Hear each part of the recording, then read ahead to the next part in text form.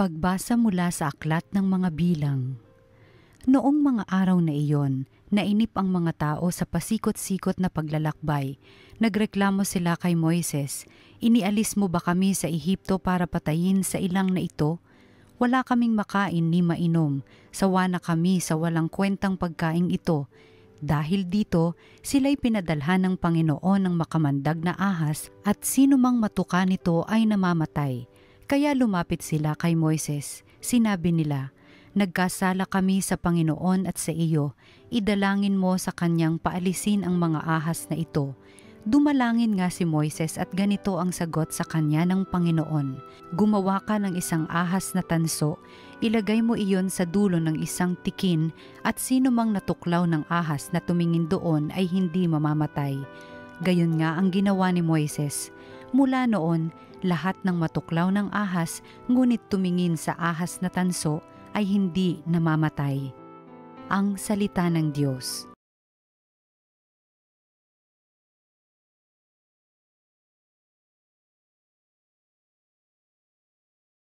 Hindi nila malilimot ang dakilang gawa ng Diyos.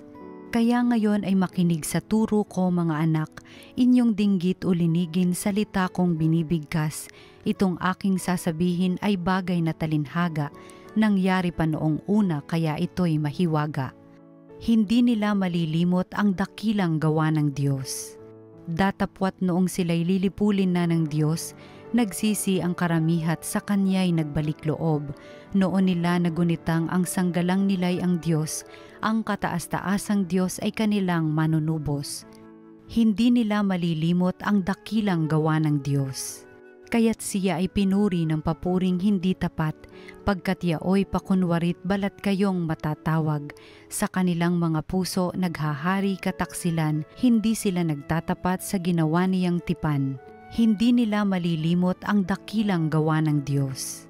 Gayon paman palibhasay Diyos siyang mahabagin, ang masamang gawa nila'y pinatawad niyang tambing. Dahilan sa pag-ibig niya'y hindi sila wawasakin, kung siya may nagagalit ito'y kanyang pinipigil.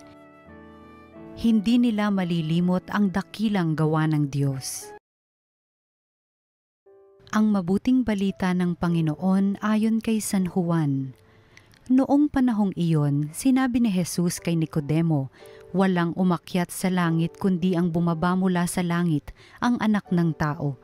At kung paanong itinaas ni Moises ang ahas doon sa ilang, gayon din naman, kailangang itaas ang Anak ng Tao upang ang sino mang sumasampalataya sa Kanya ay magkaroon ng buhay na walang hanggan.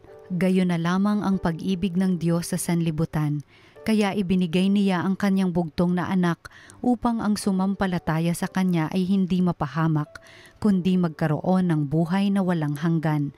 Sapagkat sinugo ng Diyos ang Kanyang anak, hindi upang hatulang maparusahan ang sanlibutan, kundi upang iligtas ito sa pamamagitan niya.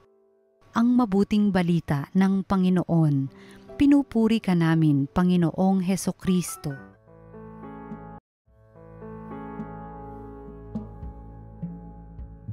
Isang pinagpalang Sabado po sa ating lahat at Happy Feast Day po sa inyo. Ngayon pong araw na ito ay September 14, ang feast po ng Triumph of the Cross or the Exaltation of the Cross. Ngayon pong araw na ito ating pinaparangalan ang krus ng ating pong Panginoon. Ang kapistahan pong ito ay pag-alaala doon po sa ang panahon na yung krus po ay natagpuan ng Santa Elena. Ito po yung nanay po ni Emperador Constantino at naipasok po doon po sa Roma. Ito'y paala po na napaka-importante po ng ating pong pananampalataya na nakatuon po sa krus ng ating Panginoon. Ang krus pong ito ay ang simbolo kung gaano po tayo kamahal ng Diyos. Maari pong ang krus sa ibang tao ay maging tanda po ito ng paghihirap, no? Ng pagkatalo. Katunayan po, yun po yung pangunawa noon ng mga Hudyo. Pag napaw ka sa krus at mamatay ka sa krus, talong-talo ka na, hiyang-hiya ka na. Pero sa mga Kristiyano po, alam nating lahat na yung krus na yan ang daan kung bakit po tayo naligtas. Dahil po sa krus ang Panginoon, tayo po ay naligtas. At sa krus na yan, nagkaroon ng muling pagkabuhay. Kaya nga we say, the triumph of the cross. Mga minamahal, alam po ninyo, one time, ako po ay nakarating doon po sa malayo pong mga lugar sa norte, doon po sa bandang Bontoc, sa Lagawe, no? At ako po ay naglakad-lakad doon kasi meron po akong klase na galing po, nung kayo po nag-aaral doon sa Roma, kasabayan ko po yun. At doon po siya nakadestino. At doon po, mayroon akong nakita mga tela. Siguro po, familiar kayo doon sa mga tela po, galing po sa Ifugao, no? Maganda po yung mga stripes, yung po mga telang ito.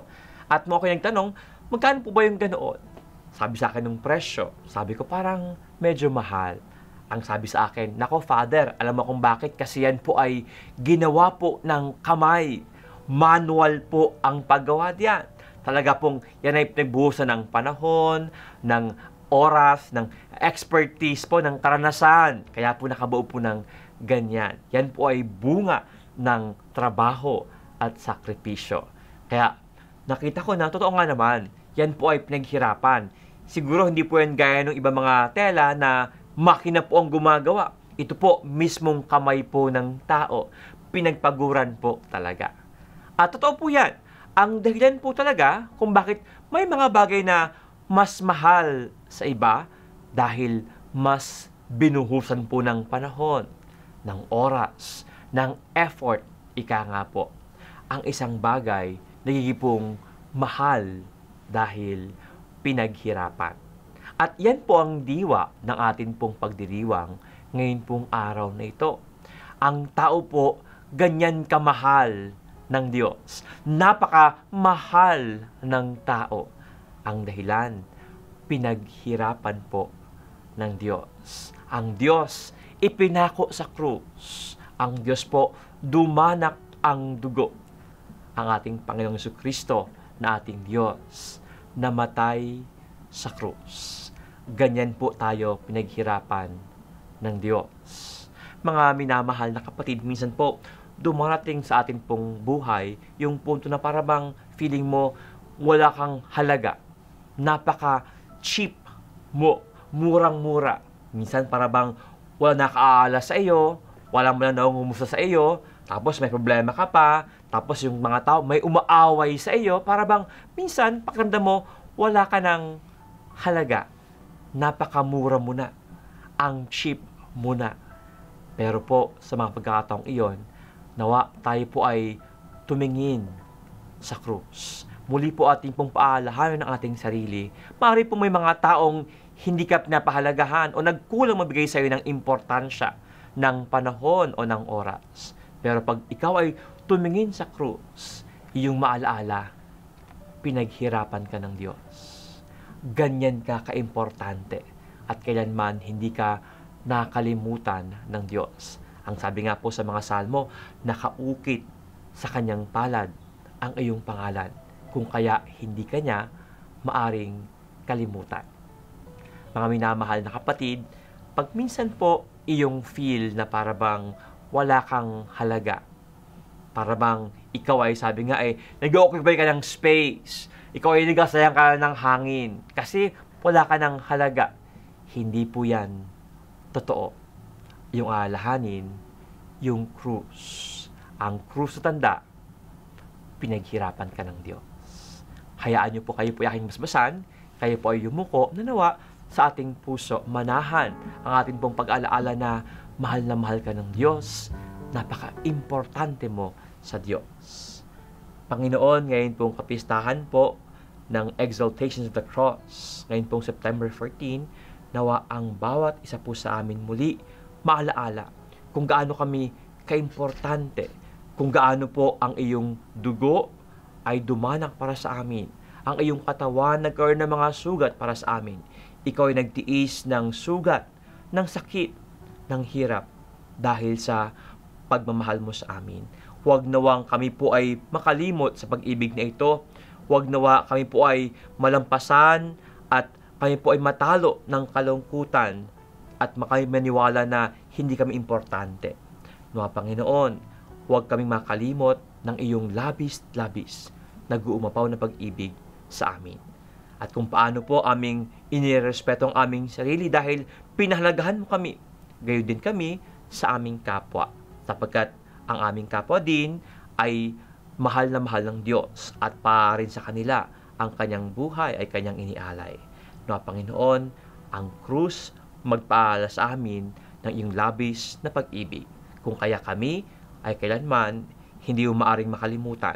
Kung kaya kami, kailangan lang umasa at magtiwala na ikaw ay aming kasama at ang lahat ng bagay sa takdang panahon magkakaroon ng kaayusan dahil mahal na mahal mo kami. Ito, Panginoon, ay aming dalangin sa iyong ngalan.